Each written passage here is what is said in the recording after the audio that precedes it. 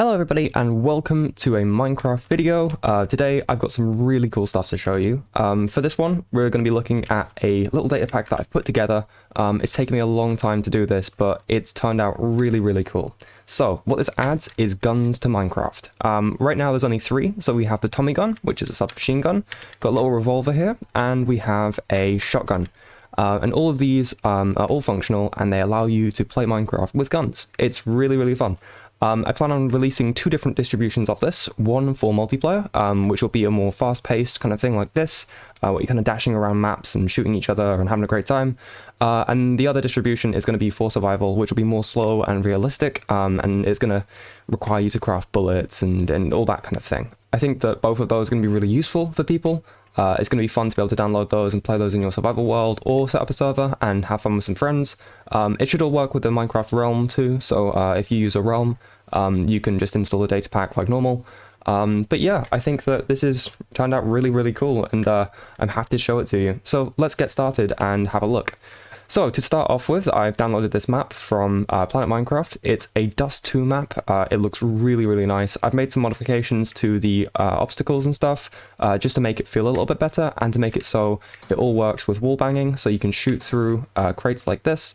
This is all pretty much unchanged, so I'll leave a link to the person who made this wonderful map, because it really does look super cool. It's so reminiscent of the real thing. But yeah, let's get started. I want to show you how this all works. So each mob is separated up into three parts here. You've got the head, the body, and the legs. Now, that's only working for bipedal mods for right now. I'll show you the code so you can see. So all we're doing is checking to see if we are currently at the entity's hitbox, if we exist within the entity's hitbox, and what we do is, if we are, we run the function, which is weapon pack raycast revolver hit. So we can go to that, and you can see that all it does is splits it up into three different parts. So you can think about this as kind of like an AND operation between a sphere and the hitbox that the entity is using. So we put one sphere around about where the head is, one sphere around about where the body is, and one sphere around about where the feet are. And it means that everything's split up in a way that means that no matter where you hit, it definitely is going to collide with the hitbox, and it's definitely going to put us into one of these categories. But it's all set up in a way that means that if we actually check this out, let's check out the headshot. You can see that it sets the range to 0. So if you get a headshot and it overlaps with the body shot, you can see that this will set our range to 0, which means it'll just stop everything else from working. So it can't hit twice or anything like that, which is really nice. And you can see that a headshot with a revolver removes 100 health. The entity health score is actually being done as a scoreboard and not the actual health value. So even in creative mode, if I go scoreboard, players set Charum health, and we set it to 0, we should die and have to respawn. And we can use the get guns function, which gives us all of the weapons that we need to play the game. So now you've seen how all of that works, you can imagine how it all is set up on the body. I'm going to quickly make some alterations to the code so you can see that better with colors. So you can see that here we have three functions, one for the head, one for the body, and one for the feet. And all this does is it separates it up into three different parts. So what we have here is actually a particle effect that is going to be playing red dust to make it look like you've got a headshot and there's blood and stuff coming out. I think what we're going to do to make this really obvious is change this so we have three different colors.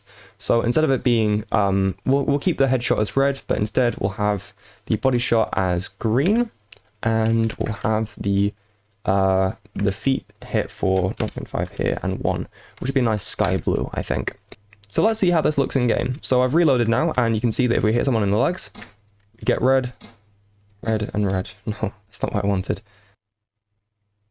Oh,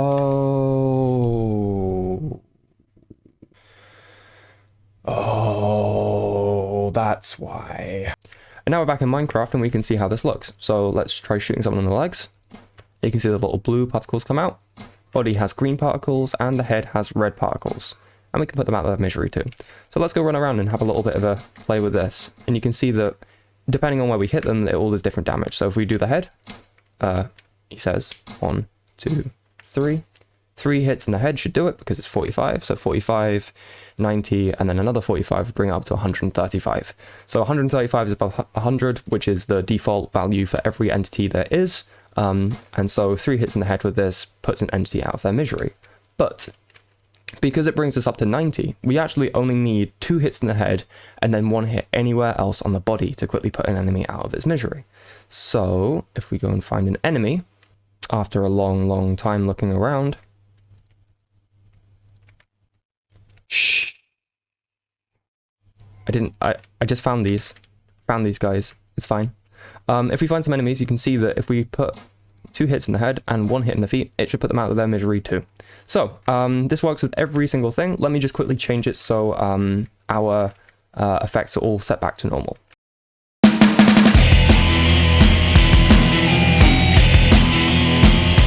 You can see this is really fun to play. The feeling of the guns, the actual game play is really nice.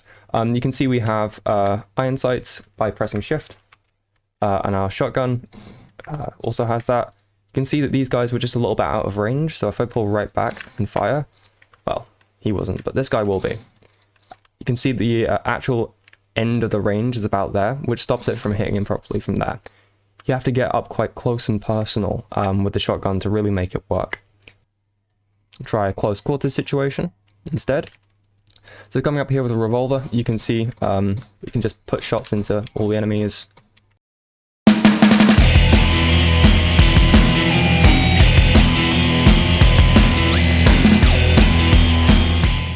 Fire some suppressing fire, and then let's try the submachine gun here. The nice thing about the submachine gun is even if you don't hit every single shot, it does have enough bullets coming out to really make it so you don't have to worry too much about that. Shotgun's fun though. I really like the shotgun. I think it's one of the most fun weapons that I've made so far.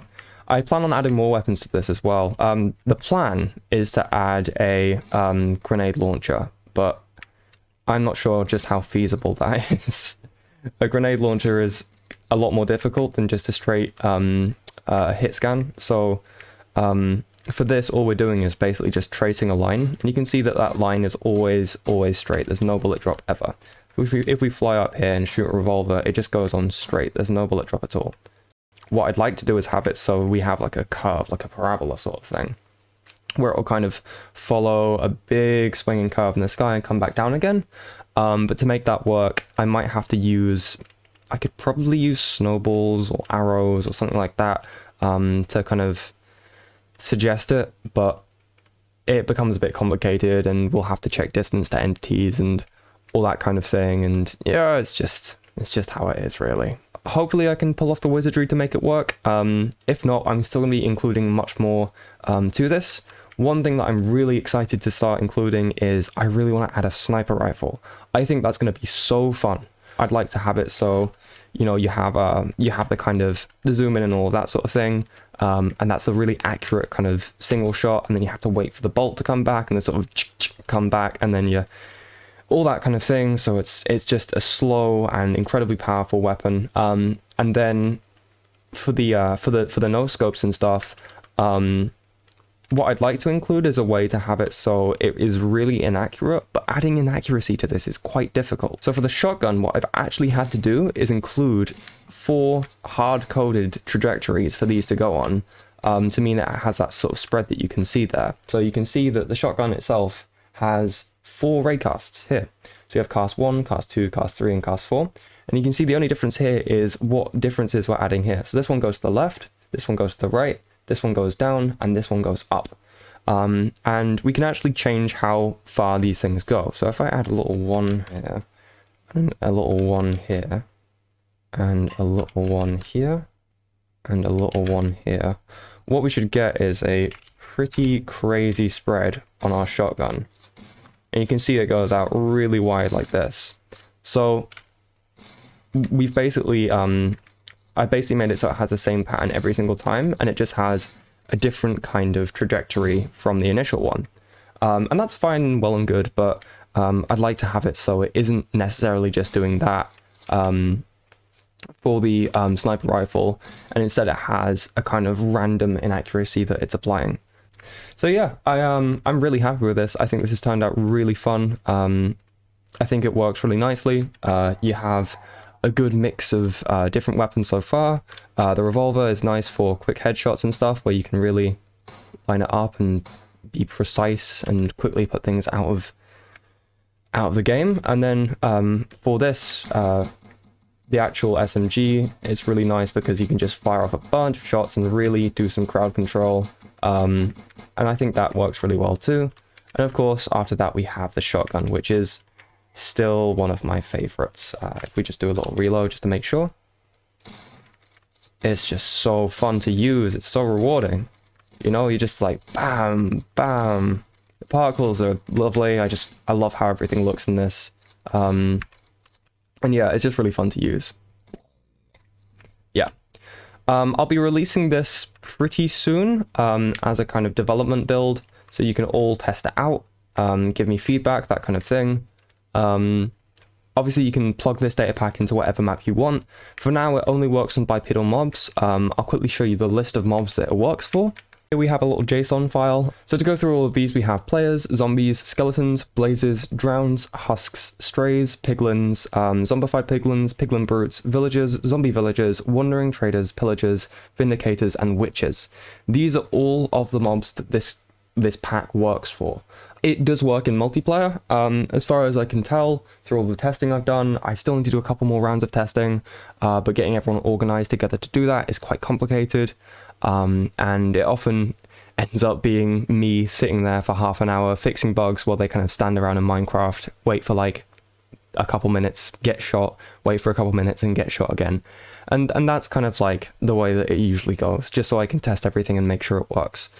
I do plan to include different values for these and have different groups of entities. So you can see that we're actually checking, for these, we're checking the bipeds. So what we can actually do is include other groups of these. So for example, I could take this and have another group, which might be quadrupeds. And we might just include body and head for this one. So let's get rid of feet. And you might have the quadruped thing. So this will be for pigs, cows, dogs, everything of that kind of similar size range. So that would kind of work. Spiders, maybe. They're not technically quadrupeds, they're octopeds, I guess. But, you know, they have a relatively similar hitbox and all that kind of thing. And then we'll have to make ones for, like, guardians, and we'll have to have one for the wither, and one for the ender dragon, and endermen, which are 3 blocks tall, as well as wither skeletons, and it becomes very complicated very quickly. I could probably reuse the guardian one for slimes and magma cubes, for example, but we'll have to have a bunch of different checks, and really kind of, yeah, it's gonna take a while. Jeez. So yeah, it should be eventually working with every type of survival mob, with the right hitboxes and stuff like that. But yeah, hopefully this has been informative. I hope you've enjoyed seeing how this has all come together so far. I hope you've enjoyed kind of getting a little look into what it's like to make a data pack and how long it might take. This one has actually taken, I don't want to say a really long time, but you know, it's been pretty long. It's taken me about, what, maybe 3 months to get to this point, and that's come with a lot of procrastination on it. I found this project a bit tiring to work on, to be honest. Like, to just get all of this done, you know, it takes a long time, and it doesn't, it's all right, but it's one of those things where actually bug fixing for data packs is really tedious, because especially for multiplayer, you have to organize dates where everyone can come onto a server and you can test things out, and it's just, yeah, it takes a long time, and it isn't really fair on them to kind of have to do that. So it's really nice that they've been able to do that and help me out. Well, the sad thing about it is often bug fixing and playtesting and that kind of thing, it stops the game from being fun for you. And you do it so it can be fun for other people. So yeah, big thanks to everyone who's helped out, like, seriously. It's been a fantastic experience, and you know, I've had the big 3 are my friend Connor, my friend Frank, and also a friend who goes by Shark, and those have been really helpful people, and I love them. Lots of love goes out to them. But yeah, hopefully this has been fun. I'll be giving you updates, probably in the community tab of my channel or on Twitter or somewhere. You'll be able to find it though. I'll leave a link in the pinned comment or something like that. And yeah, it should help you out to find out the appropriate channels to see this sort of thing being worked on. But yeah, I think that's pretty much it. Hope you guys have had a good time seeing the inner workings and plans for this kind of thing, and have a nice day.